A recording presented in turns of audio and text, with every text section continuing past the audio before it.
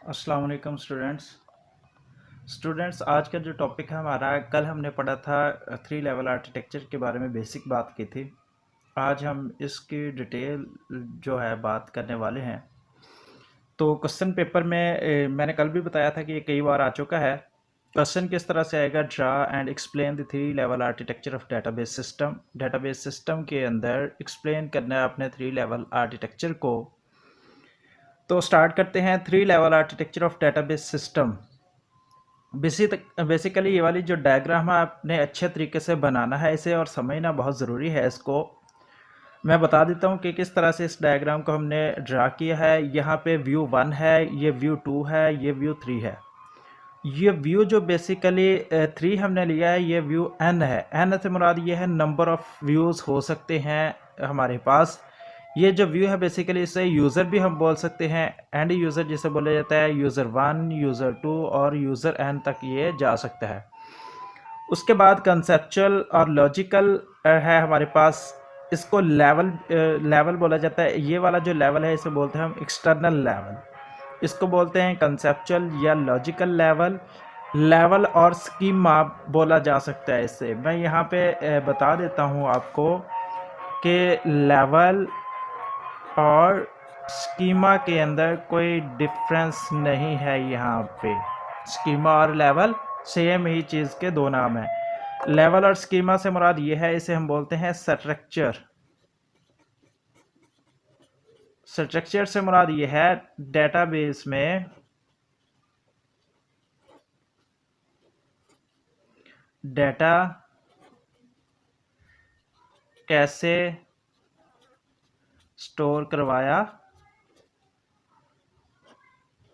जाता है, इससे मुराद ये है। लेवल और स्कीमा एक ही चीज़ के नाम है, और इससे मुराद ये है इन दोनों से स्ट्रक्चर। स्ट्रक्चर से मुराद ये है डेटाबेस में डाटा कैसे स्टोर करवाया जाता है। मसलन यहाँ पे एक हमारे पास है रोल नंबर, यहाँ पे हमारे पास है एक नेम, और यहाँ पे हमारे पास आ सकता है फ़ोन नंबर, ये वाला। अब इसको अगर समझें तो ये हमारे पास हम बना लेते हैं। ये जो डाटा स्टोर करवाते हैं एक टेबल के अंदर करवाते हैं। टेबल के अंदर आपको पता है क्या होता है, ये हमारे पास कॉलम है, ये भी कॉलम है, ये भी कॉलम है, और ये रो है हमारे पास। ठीक है जी। इस तरह से ये जो चीज़ है इसको हम बोलते हैं स्ट्रक्चर। क्या बोलते हैं? इस टेबल को हम बोलेंगे स्ट्रक्चर। कि किस तरह से स्ट्रक्चर के अंदर होता है कि इंटीजर के अंदर रोल नंबर होगा, नेम क्या होगा हमारे पास, कैरेक्टर वैल्यू होगी, और ये भी इंटीजर होगा। तो इस तरह से लेवल या स्कीम ऐसे बोला जाता है।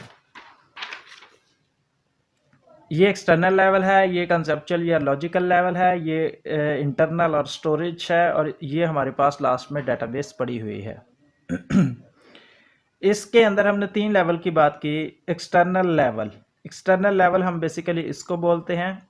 लेवल 1 को हम क्या बोलते हैं? एक्सटर्नल लेवल बोलते हैं। इसके अंदर बताया जाता है एंड यूज़र के बारे में। एंड यूज़र के किस तरह से यूज़र हमारी डेटाबेस को व्यू कर रहा है, किस तरह से वो देख रहा है। सेकंड की अगर हम बात करें तो इसके अंदर क्या है, इससे हम बोलते हैं कंसेप्चुअल या लॉजिकल व्यू या स्कीमा बोल सकते हैं। इसके अंदर है व्हाट डाटा। उसके बाद थर्ड की अगर हम बात करें तो इसके अंदर इंटरनल या स्टोरेज लेवल के हाउ डाटा स्टोर होगा हमारा, इसके बारे में हम बात करते हैं। पहले वाला एंड यूज़र, दूसरे वाला व्हाट डाटा, तीसरे वाला हाउ डाटा, मतलब किस तरह से डाटा स्टोर करवाया जाता है। इसके बारे में मैं आपको बता देता हूँ कि यहाँ पे ये वाला जो लेवल है सेकंड लेवल, इस लेवल के बारे में मैंने बता दिया कि डिफरेंट यूज़र या व्यू हमारे डाटे को किस तरह से वो व्यू कर रहे होते हैं, यूज़ कर रहे होते हैं, इसके बारे में बात होती है। इसे बोला जाता है एक्सटर्नल लेवल। सेकंड नंबर पे अब हम बात कर रहे हैं कंसेप्चुअल या लॉजिकल लेवल या स्कीमा के बारे में। तो इसके अंदर कॉन्सेंट्रेट्स लगाए जाते हैं। कॉन्सेंट्रेट्स के मतलब मैंने पहले भी आपको बताया हुआ है कि रूल्स एंड रेगुलेशंस के बारे में इसके अंदर बात की जाती है। रेगुलेशन के बारे में, इसे हम कॉन्सेंट्रेट्स बोलते हैं। उसके बाद है सिमेंटिक। डाटा को सिमेंटिकली देखा जाता है इसी लेवल के अंदर। और इसके अलावा जो सिक्योरिटी इन्फॉर्मेशन होती है वो भी इसी लेवल के अंदर रखी जाती है, वो भी इसी के अंदर जो है स्टोर करवाई जाती है, सिक्योरिटी से रिलेटेड इन्फॉर्मेशन। अब कॉन्सेंट्रेट्स और सिमेंटिक की हमने बात की कि एम्प्लॉय है, मतलब कि एम्प्लॉय से मुराद ये है कि एम्प्लॉय का डाटा हमने एम्प्लॉय ही रिलेटेड डाटा स्टोर करवाना है, ना कि एम्प्लॉय वाला डिपार्टमेंट में स्टोर करवाना है। ये डिपार्टमेंट है तो इसमें डिपार्टमेंट वाला डाटा आएगा, एम्प्लॉय है तो इसमें एम्प्लॉय वाला डाटा आएगा। रिलेटेड डाटा को ऑर्गेनाइज हमने करना है। इसके अंदर देखा जाता है स्पेस एलोकेशन, किस तरह से डाटा को स्टोर करवाना है, हमारी जो स्टोरेज है उसके अंदर फाइल सिस्टम को हमने किस तरह से ऑर्गेनाइज करना है, उसके बाद डाटा को कंप्रेशन या इनक्रप्शन करने की ज़रूरत है तो वो किस तरह से करना है, और लास्ट में ये जो हमारी डाटाबेस होती है उसके अंदर जाके डाटा स्टोर होता है। यहाँ पे मैं आपको बता दूं कि ये फिजिकल डाटा इंडिपेंडेंसी है। फिजिकल डाटा इंडिपेंडेंसी से मुराद ये है कि अगर हम इस लेवल के अंदर किसी भी किस्म की कोई चेंजिंग करते हैं तो इसका इफ़ेक्ट हमारे कंसेप्चुअल या लॉजिकल लेवल के ऊपर नहीं पड़ेगा, इसलिए हम इसे बोलते हैं फिजिकल डाटा इंडिपेंडेंसी, कि अगर इसके अंदर हमने डाटे को चेंज किया या अपडेट किया तो उसका इफ़ेक्ट ऊपर वाले लेवल के ऊपर नहीं पड़ेगा। उससे ऊपर वाला जो लेवल है इसे हम बोलते हैं logical data independency. Logical data independency से मुराद ये है कि इन कंसेप्चुअल लेवल या लॉजिकल लेवल के अंदर कोई भी डाटे के अंदर चेंज आता है या हम इसको अपडेट करते हैं तो उसका इफ़ेक्ट हमारे व्यूज़ के ऊपर या यूज़र के ऊपर किसी किस्म का नहीं पड़ेगा। अगर होल इस सारे डायग्राम को मैं नाम दूं तो इसे हम बोलते हैं 3 लेवल आर्किटेक्चर। उसके बाद इन तीनों लेवल को हमने डिटेल के साथ आगे एक्सप्लेनेशन इसकी करनी है, जो कि काफ़ी लेंथी है। हम कंप्लीट इस क्वेश्चन को आज नहीं कर रहे, इसका एक लेवल आज हम जो है एक्सप्लेनेशन के अंदर ला रहे हैं। बेसिकली इसके 3 लेवल हैं, एक्सटर्नल लेवल व्यू है, लॉजिकल और कंसेप्चुअल लेवल व्यू है, उसके बाद इंटरनल और फिजिकल लेवल व्यू है। अगर ये क्वेश्चन आता है तो ये तीनों लेवल आगे डायग्राम के अलावा भी हमें डिस्क्राइब करने पड़ेंगे, एक्सप्लेन करने पड़ेंगे। तो आज हम इस लेवल के बारे में बात कर रहे हैं, एक्सटर्नल के बारे में। बाकी 2 कल हम जो है बात करेंगे। एक्सटर्नल लेवल व्यू क्या है?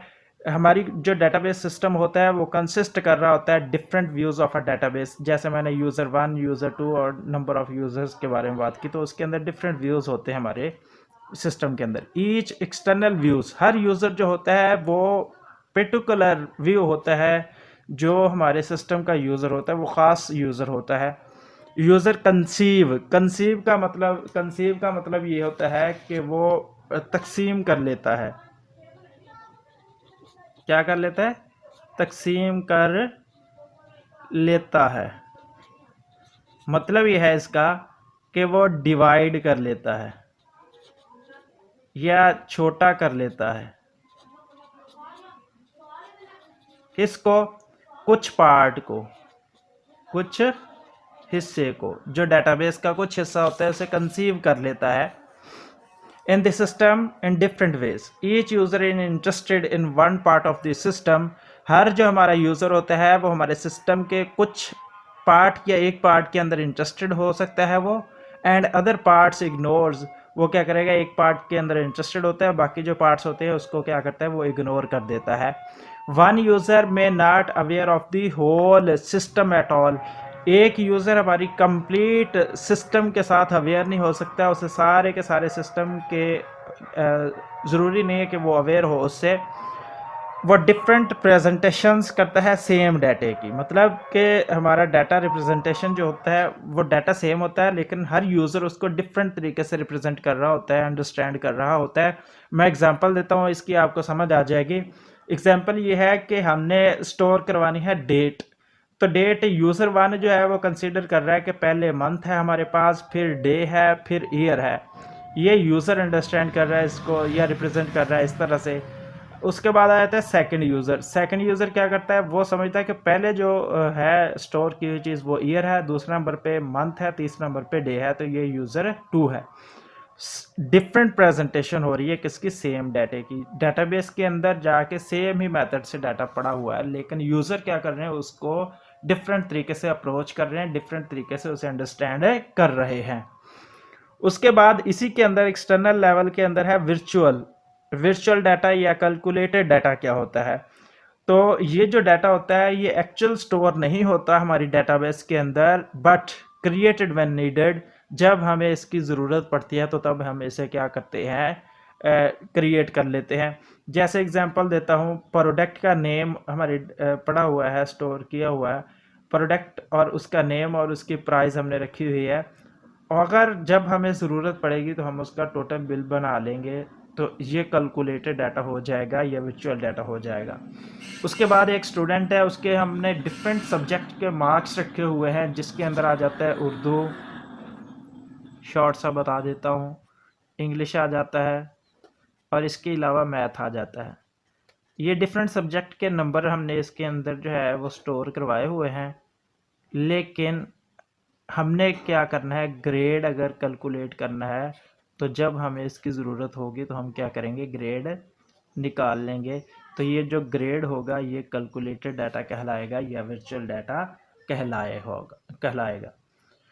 तो बाकी जो दो लेवल रह गए हैं, लॉजिकल या कंसेप्चुअल लेवल और इंटरनल और फिजिकल लेवल, इसके बारे में हम कल बात करेंगे। आई होप सो कि आपको इस लेक्चर के अंदर कंसेप्ट क्लियर हो गया होगा। फिर भी किसी किस्म का कोई क्वेश्चन हो तो आप पूछ सकते हैं। Thank you so much for watching this video. अल्लाह हाफिज़।